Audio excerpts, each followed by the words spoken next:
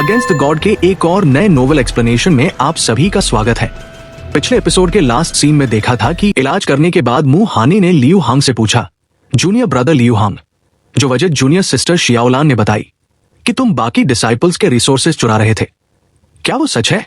इस सवाल ने लियू हांग की हवा टाइट कर दी, वो भी मू हानी के सामने झूठ बोलने की हिम्मत। उसका पसीना छूट गया।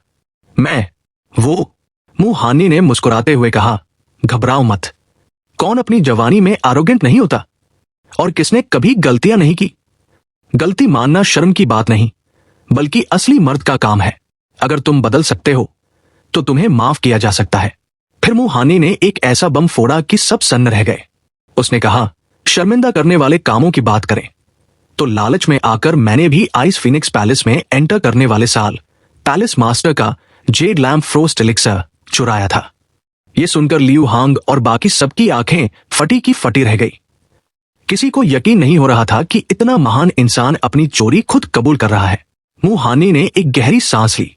मैं लकी था कि मैंने वक्त रहते पछतावा किया और पैलेस मास्टर के सामने कॉन्फेस कर लिया। उन्होंने मुझे सजा तो दी, लेकिन मेरे गुनाह को पब्लिक नहीं किया, बल्कि सजा पूरी होने के बाद उन्होंने वो एलिक्सर मुझे ही दे दिया। उसने लियू हांग की आंखों में देखा, पैलेस मास्टर का ट्रेजर चुराना ज्यादा बड़ा गुनाह है। अब आगे अगर उन्हें मुझे माफ करने में दिक्कत नहीं हुई तो मुझे यकीन है कि अगर तुम अपनी गलती मान लो तो जूनियर ब्रदर यू और बाकी सब भी तुम्हें माफ कर देंगे। इससे तुम्हारी इज्जत बढ़ेगी। तो क्या कहते हो? युनचे की भौहें थोड़ी ऊपर उठीं। एक छोटे से डिसाइपल को दिलासा देने के लिए मू हानी ने अपना खुद का शर्मनाक मामला रिवील कर दिया।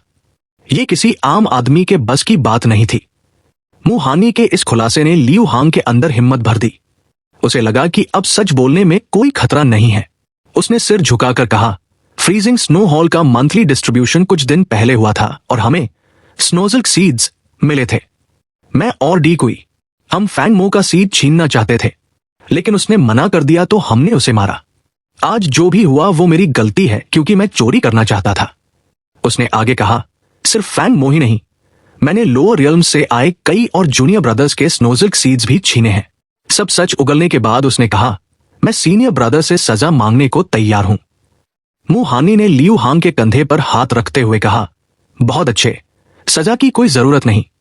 तुम्हारे शरीर पर जो चोटें हैं वही तुम्हारी सजा है।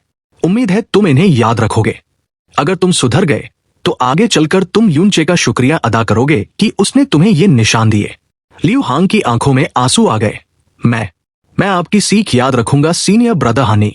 फिर मू हानी खड़ा हुआ और उसने हवा में हाथ घुमाया। एक व्हाइट कलर्ड पैलेट उड़कर फैंग मो के पास गई। जूनियर ब्रदर फैंग मो, ये क्लेंजिंग स्नो पैलेट, ये तुम्हारी चोटें भी ठीक करेगी और कल्टीवेशन में भी मदद करेगी। इसका असर स्नोजल्क सीड से कई गुना ज्यादा है। इसे लियू हांग की तरफ से माफी समझकर रख लो। हम सब एक ही सेट के हैं। अगर तुम पुरानी बातें भूल जाओ तो बहुत अच्छा होगा। फैंग मो तो हक्का बक्का रह गया। मैं थैंक यू सीनियर ब्रदर हानी। मैं अब उसे ब्लेम नहीं करता। मामला शांत करने के बाद मू हानी ने मू यीझो और मू लू ओक्यू की तरफ देखा। जूनियर ब्रदर यीझो, अब जब साफ हो गया है कि गलती लियू हांग की थी तो युनचे का एक्शन एक तरह से जस्टिस था और चोटें भी ठीक हो जाएंगी। तो क्यों न इस मामले को यही रफा-दफा कर दे। मू लू ओक्यू ने सिर हिलाते हुए कहा, जी बिल्कुल, मैं आपकी बात मानती हूं।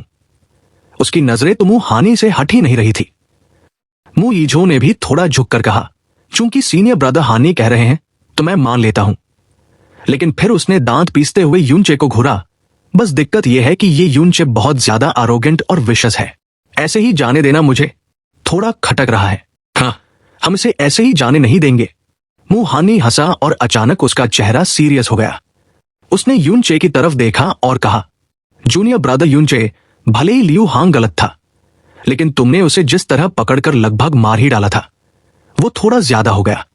जूनियर ब्रदर यीझो का गुस्सा जायज है, इसलिए अगर तुम चाहते हो कि वो इस मामले को यहीं छोड़ दे तो तुम्हें उन्हें एक प्रॉमिस करना होगा। युनचे ने सीधे पूछा, कैसा प्रॉमिस? उसकी आंखों में कोई डर नहीं था। मू हानी ने कहा, तुम्हें वादा करना होगा कि तुम किसी को भी ये नहीं बताओगे कि तुमने लियू हांग को जूनियर ब्रदर यीझो और जूनियर सिस्टर लू ओक्यू के हाथों से छीना था। मू हानी के इन शब्दों ने मू यीझो को एकदम शांत कर दिया। जो गुस्सा उसके अंदर उबल रहा था वो एकदम ठंडा पड़ गया। युनचे की आंखों में भी चमक आ गई। सीन ये था, एक ऐसा बंदा जो अभी डिवाइन वे में एंटर भी नहीं हुआ है, उसने 2 late stage divine soul realm experts के बीच से एक आदमी को किडनैप कर लिया। अगर ये बात बाहर लीक हुई तो मू यीझो और मू लुओक्यू की पूरे आइस फिनिक्स पैलेस में थू-थू हो जाएगी। वो किसी को मुंह दिखाने लायक नहीं रहेंगे। ये प्रॉमिस मू यीझो को बचाने के लिए था, लेकिन साथ ही साथ ये युनचे को भी प्रोटेक्ट कर रहा था। मू हानी ने एक ही तीर से 2 शिकार किए थे। जो माहौल अभी युद्ध का मैदान बना हुआ था, वो एक सिंपल से प्रॉमिस से शांत हो गया। दोनों साइड्स की इज्जत बच गई और दुश्मनी का रीजन भी खत्म हो गया। मू हानी की बात सुनकर मू यीझो के चेहरे का रंग देखने लायक था। उसका मुंह फड़फड़ाया, चेहरा गहरे लाल रंग का हो गया, लेकिन उसके मुंह से एक शब्द नहीं निकला। वो अंदर ही अंदर उबल रहा था, लेकिन सीनियर ब्रदर हानी के सामने चू भी नहीं कर सकता था। युनचे के लिए भी यह डील बुरी नहीं थी। वो गॉड रेल्म में नया था और पहले ही दिन इतना बड़ा बवाल करना उसके लोकी रहने के प्लान के खिलाफ था। अगर बात यही दब जाती है तो खैंगमो को भी आगे चलकर ट्रबल नहीं होगी। युनचे ने समझदारी दिखाते हुए सिर हिलाया। ठीक है, मैं प्रॉमिस करता हूं कि आज जो कुछ भी हुआ उसके बारे में मैं किसी को भी कुछ नहीं बताऊंगा। मू हानी ने एक सैटिस्फाइड स्माइल के साथ सिर हिलाया। जूनियर ब्रदर युनचे से यही उम्मीद थी। तुम निराश नहीं करते। फिर वो मू यीझो की तरफ पलटा। जूनियर ब्रदर यीझो, अब जब युनचे ने प्रॉमिस कर दिया है तो तुम्हारा क्या ख्याल है? अब बात यहां तक आ गई थी तो मू यीझो के पास मना करने का कोई रास्ता ही नहीं बचा था। उसने एक गहरी सांस ली, जैसे कोई कड़वी गोली निगल रहा हो, और दबी हुई आवाज में बोला, ठीक है, सीनियर ब्रदर हानी की खातिर मैं आज की सारी बातों को भूल जाऊंगा। भले ही उसने हां कह दी थी, लेकिन उसके दिल में गुस्सा और नफरत अभी भी भरी हुई थी। लेकिन अजीब बात यह थी कि ये शब्द बोलने के बाद उसे अंदर से थोड़ा हल्का महसूस हुआ। कहते हैं ना, अच्छे लोगों को दबाया जाता है और रूथलेस लोगों से दुनिया डरती है। युनचे ने आज जिस तरह का ब्रुटैलिटी दिखाया था, वो मू यीझो ने कम ही देखा था। ऐसे पागल इंसान से जो लेवल में कम होकर भी जान ले सकता है, कोई भी उलझना नहीं चाहेगा। तो एक तरह से यीझो भी रिलीव था कि पंगा खत्म हुआ। युनचे ने भी अपना ईगो साइड में रख दिया था।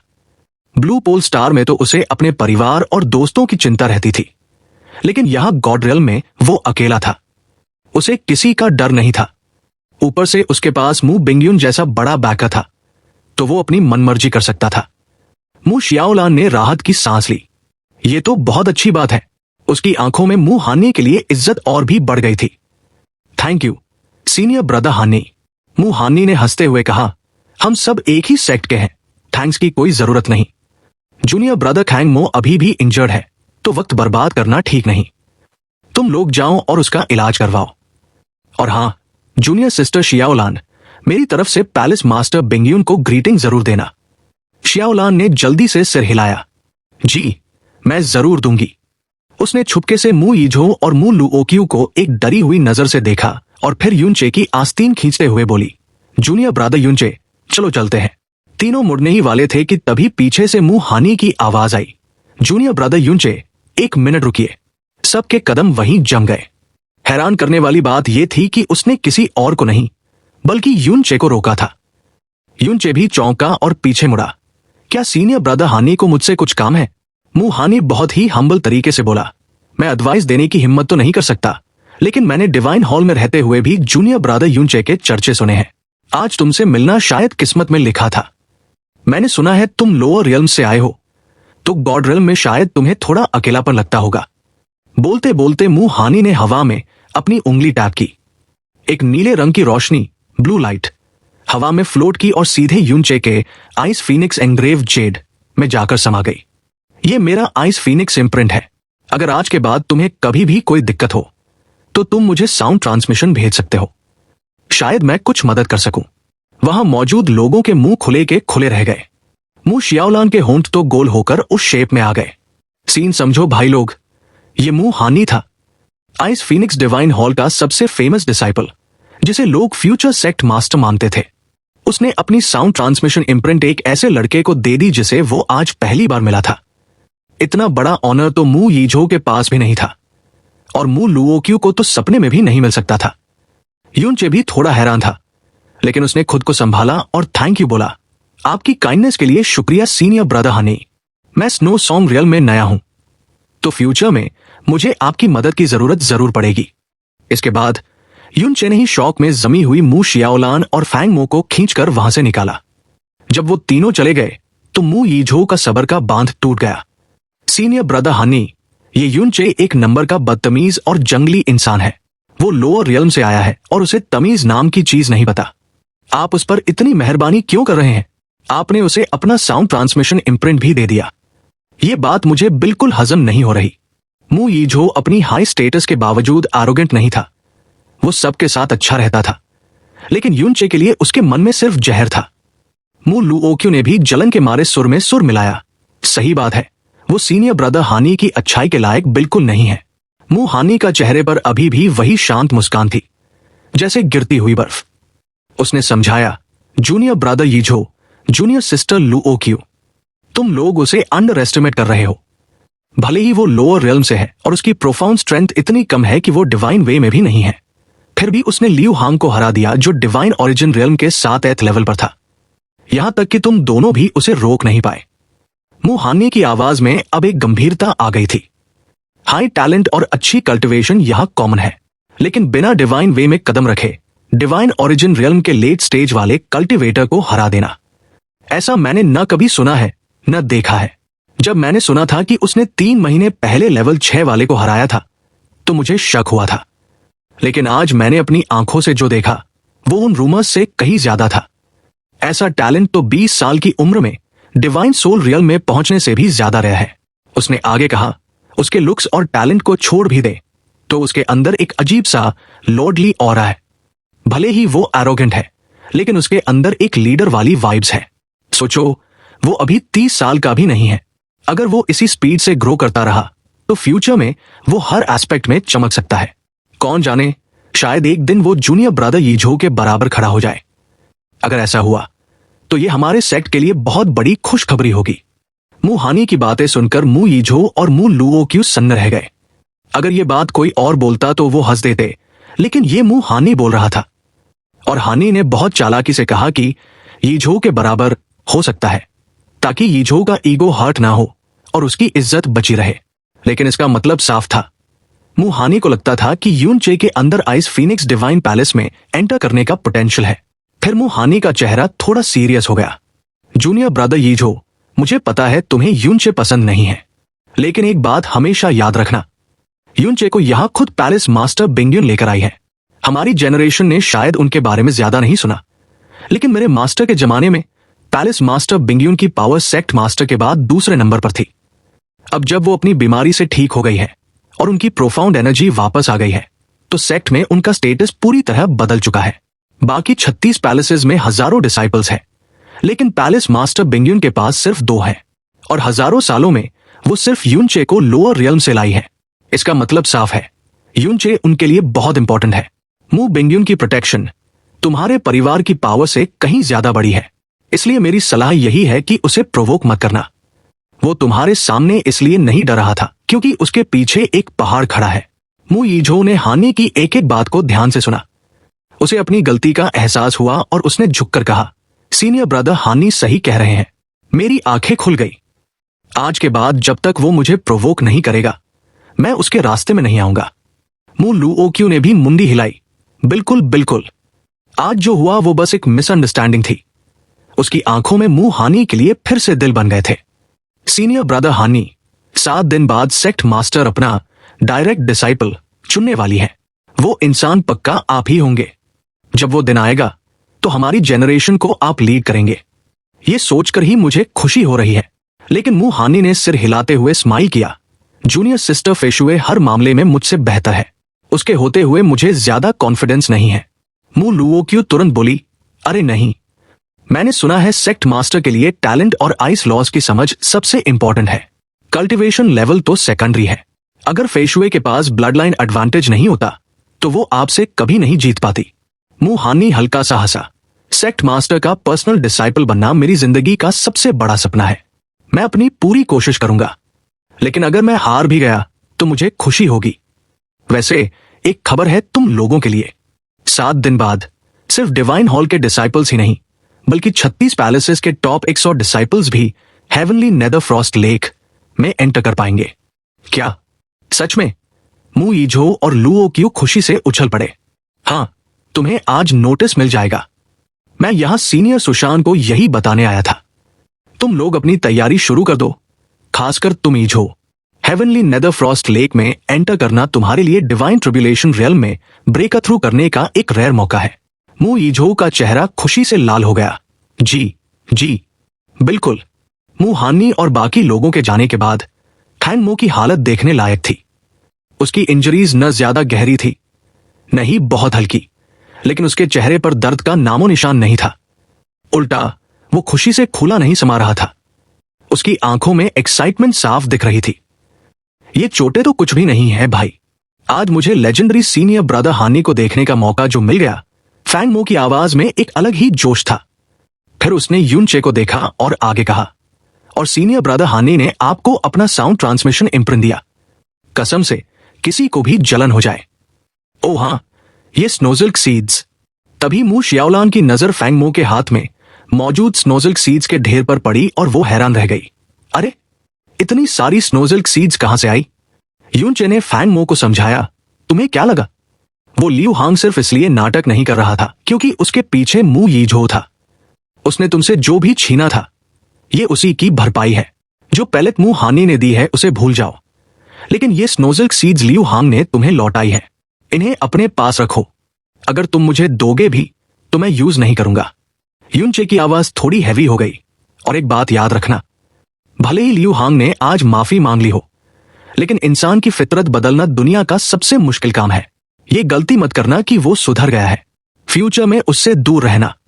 अगर फिर से ऐसी कोई दिक्कत हो तो मुझे मैसेज कर देना। फैंग मो ने गंभीरता से सिर हिलाया। जी, मैं समझ गया।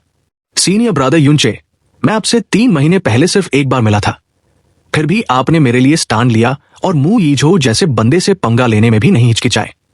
मैं शुक्रिया अदा करके आपको बोर नहीं करूंगा। बस इतना याद रखिएगा, अगर कभी मेरी जरूरत पड़े तो बस हुक्म करना, ये फैंग मो जान लगा देगा। यूनचे ने हंसते हुए कहा, जान वान लगाने की बात छोड़ो। अपनी जान से ज्यादा कीमती कोई फेवर नहीं होता। जाओ, जाकर आराम करो और अपनी इंजरीज ठीक करो। फिर जमकर कल्टीवेट करो और फ्रीजिंग स्नो हॉल के टॉप पर पहुंचो, ताकि वो लोग हम लोअर रियल्म वालों को नीची नजर से न देख सके। फैंग मो के जाने के बाद मू शियाओलान ने अपना लेक्चर शुरू कर दिया। यूनचे, तुम कभी नहीं सुधरोगे ना? थोड़ा कंट्रोल करना सीखो। तुम आज फिर एक बड़ी मुसीबत में फंसने वाले थे। अगर किस्मत से सीनियर ब्रदर हानी वहां नहीं आते तो तुम्हारा क्या होता? वो मू यीझो है, फर्स्ट आइस फीनिक्स पैलेस का हेड डिसाइपल। तुम्हें समझ भी आ रहा है? मू शियाओलान ने एक गहरी सांस ली। जब से यूनचे स्नो सॉन्ग रियल में आया था, उसने सिर्फ 2 दिन बाहर कदम रखा था और दोनों दिन उसने बवाल मचा दिया था। पहले दिन उसने मू फैंगशु के भतीजे का हाथ तोड़ा और दूसरे दिन मू यीझो का चेहरा बिगाड़ दिया। शियाओलान सोच भी नहीं सकती थी कि आगे ये और क्या गुल खिलाएगा। यूनचे बड़बड़ाया, समझ गया भाई, अगर ज्यादा दिक्कत हुई तो मैं आइस फीनिक्स पैलेस में ही पड़ा रहूंगा, बाहर निकलूंगा ही नहीं। शियाओलान का गुस्सा अभी शांत नहीं हुआ था। मैं भी तुम्हारी सीनियर सिस्टर हूं, लेकिन तुम मेरी एक नहीं सुनते। कम से कम कुछ करने से पहले मुझे बता तो दिया करो। तुम यहां किसी को नहीं जानते, किसी से भी पंगा ले लेते हो। अगर तुम्हें मार पड़ी तो ठीक है, लेकिन मास्टर को कितनी ट्रबल होगी उसका क्या? फिर अचानक शियाओलान की टोन बदल गई और वो धीमी आवाज में बोली, और मुझे अभी भी समझ नहीं आ रहा कि सीनियर ब्रदर हानी ने तुम्हें अपना साउंड ट्रांसमिशन इम्प्रिंट क्यों दिया। उसकी आवाज में साफ जलन थी। जैसे ही मुंह हानी की बात शुरू हुई, शियाओलान एक्साइटेड हो गई। यूनचे, तुमने देखा ना, सीनियर ब्रदर हानी कितने पावरफुल है। जो लोग आइस फीनिक्स डिवाइन हॉल में एंटर करते हैं वो ज्यादातर 50 साल के होते हैं, लेकिन सीनियर ब्रदर हानी ने 20 साल की उम्र में डिवाइन हॉल का एग्जाम पास कर लिया था, वो भी बिना आइस फीनिक्स ब्लड लाइन के। उनकी उम्र अभी 30 भी नहीं है, शायद 27 या 28 के होंगे, लेकिन उनकी कल्टिवेशन डिवाइन ट्रिब्यूलेशन रियल्म के मिडिल स्टेज के पास है। वो सच में सुपर पावरफुल है। Divine tribulation realm. यूनचे ने अपनी मुट्ठियां भींच ली। सच में ये लेवल जलन पैदा करने वाला था। उसे भी वहां पहुंचना था। शियाओलान तारीफ करती रही, इतने पावरफुल होने के बाद भी वो कितने अच्छे हैं। वो कभी अपना स्टेटस यूज करके किसी को बुली नहीं करते। आज ही देख लो, कोई और होता तो निकल लेता, लेकिन उन्होंने हेल्प की। पूरे सेक्ट में, चाहे डिसाइपल्स हों या एल्डर्स, सब उनकी तारीफ करते हैं। ऐसा कोई नहीं है जो उन्हें पसंद न करता हो। युनचे ने अपनी नाक रगड़ी और धीरे से बोला, ओह, सब तारीफ करते हैं और कोई नापसंद नहीं करता। ये बंदा थोड़ा स्कैरी है। शियाओलान ने यह सुन लिया और नाराज हो गई। स्कैरी? तुम सीनियर ब्रदर हानी के बारे में ऐसा कैसे बोल सकते हो? उन्होंने अभी तुम्हें बचाया है। युनचे के चेहरे पर कोई असर नहीं हुआ। उसने फ्लैट फेस के साथ कहा, दिक्कत यही है, मुंह हानी का इंप्रेशन कुछ ज्यादा ही परफेक्ट है। इतना अच्छा कि अनरियल लगता है। अपने दोस्तों की मदद करना नॉर्मल है, लेकिन एक अनजान, कमजोर इंसान के लिए इतना करना, उसे पैलेट्स देना, झगड़े सुलझाना। और ये सिर्फ आज की बात नहीं है, वो हमेशा ऐसा ही रहता है। ये नॉर्मल इंसान के बस की बात नहीं है। शियाओलान ने डिफेंड करते हुए कहा, हाँ तो इसलिए तो सब उन्हें पसंद करते हैं। युनचे ने अपनी थ्योरी समझाई। मेरी जानकारी में सिर्फ 2 तरह के लोग ऐसा कर सकते हैं। पहला, एक ऐसा इंसान जो सेंट हो, जिसके दिल में सबके लिए दया हो, चाहे सामने वाला अच्छा हो या बुरा। वो किसी को मरता नहीं देख सकता। मैंने अपनी पूरी जिंदगी में सिर्फ एक ऐसे इंसान को देखा है। युनचे को अपने मास्टर युनगु की याद आ गई। लेकिन ऐसे लोग कल्टीवेशन के पीछे नहीं भागते। मुहानी इतनी कम उम्र में डिवाइन ट्रिब्यूलेशन रियल्म पर है, मतलब उसके अंदर पावर की भूख है। तो वो सेंट तो नहीं है? शियाओलान ने उत्सुकता से पूछा, तो दूसरी तरह का इंसान कौन है? युनचे की आंखों में एक चमक आई। दूसरा वो, जिसके अंदर टॉप पर पहुंचने की भयानक प्यास हो। एक ऐसा प्लॉटर जो अपनी हर चाल सोच समझ कर चलता है। वो ये सब इसलिए करता है ताकि वो लोगों का दिल जीत सके, क्योंकि टॉप सीट पर बैठने के लिए लोगों का सपोर्ट सबसे बड़ा हथियार होता है। शियाओलान की आंखें फट गई। क्या बकवास लॉजिक है। तुम बस जल रहे हो क्योंकि वो तुमसे बेहतर है। युनचे ने एक कड़वी मुस्कान के साथ माना, हाँ, मैं जल रहा हूं। मैं सच में जल रहा हूं कि वो डिवाइन ट्रिब्यूलेशन रियल्म में है। युनचे के लिए ये लेवल एक सपना था।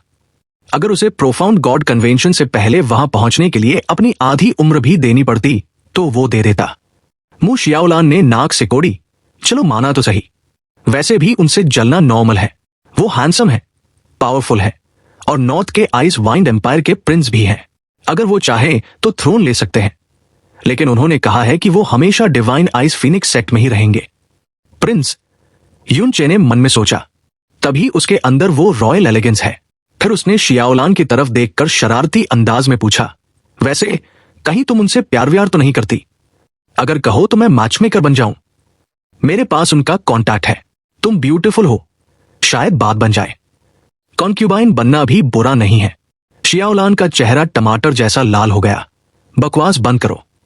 मैं मास्टर के साथ अपनी पूरी जिंदगी बिताना चाहती हूं। मुझे कोई आदमी नहीं चाहिए। फिर उसने उदास होकर कहा, लेकिन मेरे पेरेंट्स शायद नहीं मानेंगे। वो मुझे किसी से शादी करने को कहेंगे। जब से मैं यहां आई हूं, उनसे मिली नहीं हूं। युनचे ने उसे देखा। ये लड़की डेंजरस रास्ते पर जा रही थी। फिर शियाओलान ने टॉपिक बदला, वैसे भी सीनियर ब्रदर हानी किसी और को पसंद करते हैं। वो सीनियर सिस्टर फेशुए हैं, सेक्ट की सबसे टैलेंटेड फीमेल डिसाइपल। वो ग्रेट एल्डर की पोती है और उनके पास direct ice phoenix blood line है। वो मुंह हानी से छोटी है, लेकिन उनकी कल्टिवेशन उनसे भी ज्यादा है। छोटी है और कल्टिवेशन ज्यादा। युनचे हैरान था। ये बात मुंह हानी के ईगो को चोट पहुंचाती होगी। शियाओलान ने आगे बताया, फेशुए एक गॉडेस जैसी है, लेकिन वो शायद कभी शादी नहीं करेंगी।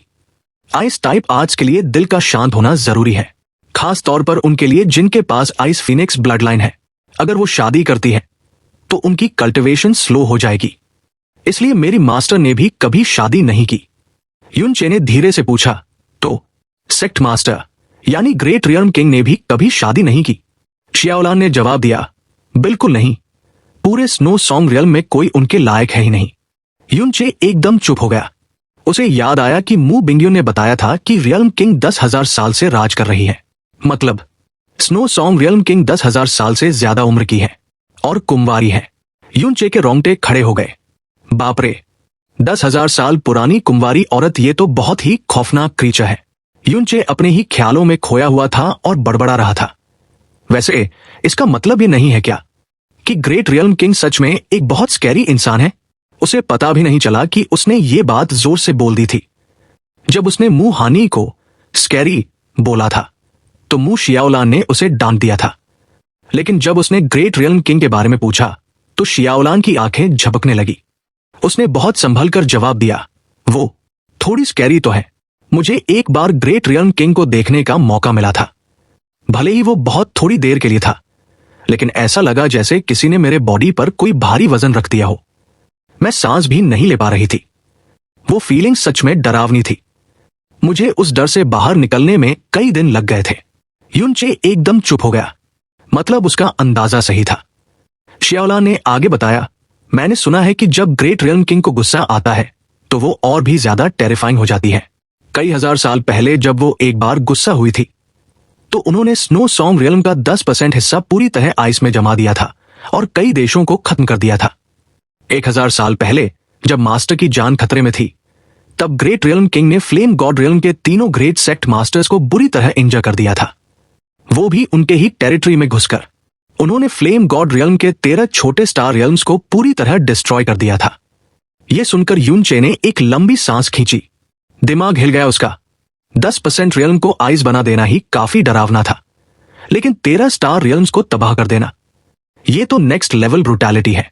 जो लोग घास फूस की तरह जान लेते हैं वो क्रूर होते हैं, लेकिन सिर्फ नाखुश होने पर पूरे स्टार रियल्म को मिटा देना, इसका मतलब उनके लिए जान लेना फूंक मारने जैसा आसान है। युनचे का शक यकीन में बदल गया। वो 10,000 साल पुरानी कुंवारी औरत सच में एक बहुत ही खतरनाक क्रीचर है। पक्का उसकी सोल ट्विस्ट हो चुकी होगी और दिमाग में कुछ केमिकल लोचा होगा। युनचे ने काई के बारे में सोचा। सिर्फ 100 साल विधवा रहने पर काई का स्वभाव इतना एक्सट्रीम हो गया था, तो 10,000 साल, भाई साहब ये तो इमेजिन करना भी मुश्किल है। तभी शियाओलान को रियलाइज हुआ कि वो क्या बोल रही है। अरे, मैं ग्रेट रियल्म किंग की बुराई क्यों कर रही हूं? वो डर गई और उसने जोर से सिर हिलाया। नहीं नहीं, ग्रेट रियल्म किंग बिल्कुल भी स्कैरी नहीं है।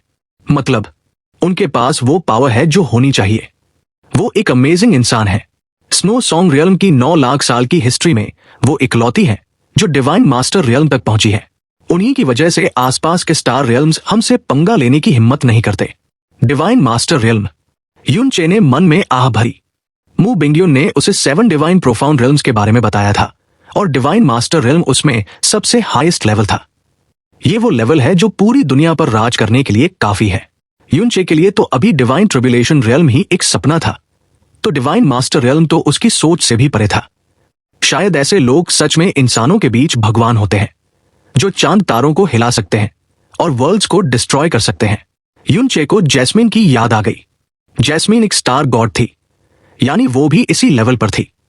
ब्लू पोल स्टार पर युनचे खुद को टॉप पर समझता था, लेकिन गॉड रियल्म में आकर उसे अपनी औकात पता चल रही थी कि वो कितना छोटा है। और जैस्मिन, वो अभी भी उस सुप्रीम लेवल पर है। उसे यकीन नहीं हो रहा था कि वो जैस्मिन जैसी पावरफुल एंटिटी के साथ 7 साल तक रहा था। अब वो 7 साल उसे एक सपने जैसे लग रहे थे। तभी शियाओलान की आंखों में चमक आ गई। वैसे तुम्हें पता है, great realm king God realm की फेमस ब्यूटीज में से एक है। हैं? ब्यूटी? युनचे चौंक गया। एक 10,000 साल की बुढ़िया और ब्यूटी? बिल्कुल। शियाओलान की आवाज थोड़ी ड्रीम लाइक हो गई। मुझे लगता था कि सीनियर सिस्टर फेशुए सबसे ब्यूटीफुल है, लेकिन जब मैंने ग्रेट रियल्म किंग को देखा तब मुझे पता चला कि कोई इतना सुंदर भी हो सकता है, जैसे कोई सपना। भले ही मैंने लेजेंडरी ड्रैगन क्वीन और गॉडेस को नहीं देखा, लेकिन मुझे पक्का यकीन है कि ग्रेट रियल्म किंग उनसे कम नहीं है। युनचे ने मासूमियत से पूछा, ड्रैगन क्वीन और गॉडेस, ये क्या बला है? उसे गॉड रियल्म के गॉसिप का कुछ नहीं पता था। शियाओलान ने उसे घूर कर देखा। तुम्हें सच में नहीं पता? ओह, मैं भूल गई थी कि तुम लोअर रियल्म से आए एक देहाती हो। युनचे का चेहरा उतर गया। इज्जत की धज्जियां उड़ गई। शियाओलान ने एक्सप्लेन किया, ड्रैगन क्वीन और गॉडेस 2 ऐसी पियरलेस गॉडेसेस हैं जिन्हें गॉड रियल्म का बच्चा बच्चा जानता है। अगर हेवेंस पूरी दुनिया को 100% खूबसूरती देते हैं तो उसमें से 60% सिर्फ इन दोनों को मिली है। इतना ज्यादा?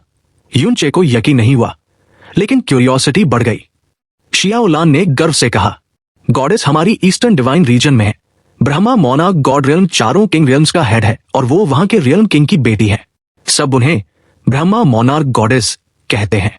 सुना है उनके बाल और आंखें गोल्ड रंग की है और चेहरा इतना सेलेस्टियल है कि गॉड रियल्म में उसे डिस्क्राइब करने के लिए शब्द नहीं है।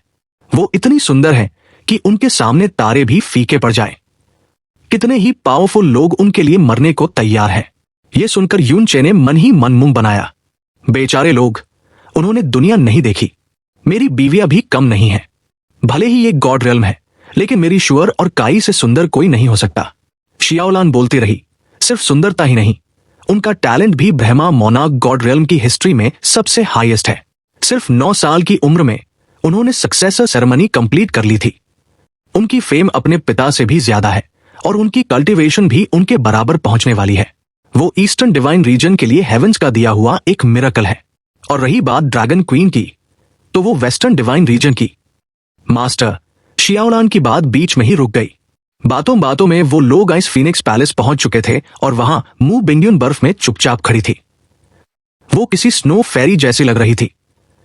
शियाओलान ने अपनी कहानी रोकी और तुरंत मू बिंगयुन के पास गई और आदत से मजबूर उसने तुरंत यून चे की शिकायत लगा दी। मास्टर, जूनियर ब्रदर यून चे ने फिर मुसीबत खड़ी कर दी थी। अगर हमें वहां सीनियर ब्रदर हानि नहीं मिलते तो पता नहीं क्या होता। मू बिंगयुन ने हल्का सा सिर हिलाया। मुझे पता है, मैं तुम्हारे साथ ही थी। शियाओलान का मुंह खुला का खुला रह गया। यून चे ने स्वैगर के साथ कहा, वरना तुम्हें क्या लगा मैं मू यीझो से पंगा लेने की हिम्मत ऐसे ही करूंगा? मैं मरने के लिए थोड़ी जा रहा था। मुझे पता था कि अगर मू हानि नहीं आया तो मास्टर आ जाएंगी, और अगर मास्टर आती तो सीन मू हानि से भी ज्यादा बेटर होता। शियाओलान पूरी तरह स्टन थी। मास्टर, आप? मू बिंगयुन ने यून चे को गहरी नजर से देखा। यून चे पिछले 3 महीनों से आइस फीनिक्स पैलेस से बाहर नहीं निकला था। जब मुझे फील हुआ कि वो अचानक फ्रीजिंग स्नो हॉल की तरफ जा रहा है तो मुझे लगा कोई अर्जेंट बात होगी, इसलिए मैं पीछे पीछे गई। शियाओलान ने धीरे से बड़बड़ाया, मास्टर, आप इसे कितना सपोर्ट करती हैं? मू बिंगयुन ने यून चे को पास बुलाया और अपनी उंगली उसके चेस्ट पर रखी। एक सेकंड के लिए उनकी आंखों में हैरानी दिखी, फिर वो नॉर्मल हो गई। शियाओलान, यून चे, अगले 7 दिनों तक तुम दोनों कल्टीवेशन रूम्स में रहोगे, लेकिन कल्टीवेट मत करना, सिर्फ एनर्जी गैदर करने पर फोकस करना। 7 दिन बाद तुम्हारी प्रोफाउंड स्ट्रेंथ और सोल स्ट्रेंथ अपनी परफेक्ट स्टेट में होनी चाहिए। यून चे को कुछ समझ नहीं आया, लेकिन शियाओलान खुशी से उछल पड़ी। क्या इसका मतलब? मू बिंगयुन के चेहरे पर एक हल्की मुस्कान आई। हाँ, सेक्ट मास्टर ने फाइनली डिसाइड कर लिया है कि आइस फीनिक्स पैलेस के डिसाइपल्स 7 दिन बाद हेवनली नेदर फ्रॉस्ट लेक में एंटर कर सकते हैं। शियाओलान किसी खरगोश की तरह उछलने लगी। ये तो बहुत अच्छी खबर है, मुझे विश्वास नहीं हो रहा। Heavenly nether frost lake. Yun Che ने फिर वही सवाल पूछा, ये हेवनली नेदर फ्रॉस्ट लेक क्या चीज है? मू बिंगयुन ने समझाया, यून चे, तुम्हें वो ancient God bearing inferno prison याद है जो फ्लेम गॉड रियल्म में है? यून चे ने सिर हिलाया। हाँ, जहां वो एंशिएंट हॉर्न ड्रैगन है। मू बिंगयुन ने कहा, बिल्कुल वैसे ही हमारे स्नो सॉन्ग रियल में भी एरा ऑफ गॉड्स की एक डिवाइन वेन है, एक कोल्ड वेन। यही वजह है कि हमारा रियल्म इतना ठंडा है और इसी कोल्ड वेन से हेवनली नेदर फ्रॉस्ट लेक बना है। रिकॉर्ड्स के हिसाब से ये जगह प्रिमोर्डियल डिवाइन आइस फीनिक्स का घर हुआ करती थी, लेकिन फ्लेम गॉड रियल्म की उस जगह के मुकाबले हमारी लेक बहुत छोटी है, सिर्फ 15 किलोमीटर चौड़ी, और इसकी कोल्ड वेन भी कमजोर है। अगर लेक का पानी गंदा हो जाए या उसकी एनर्जी खत्म हो जाए तो उसे रिकवर होने में बहुत टाइम लगता है, इसलिए इसे बहुत कम खोला जाता है।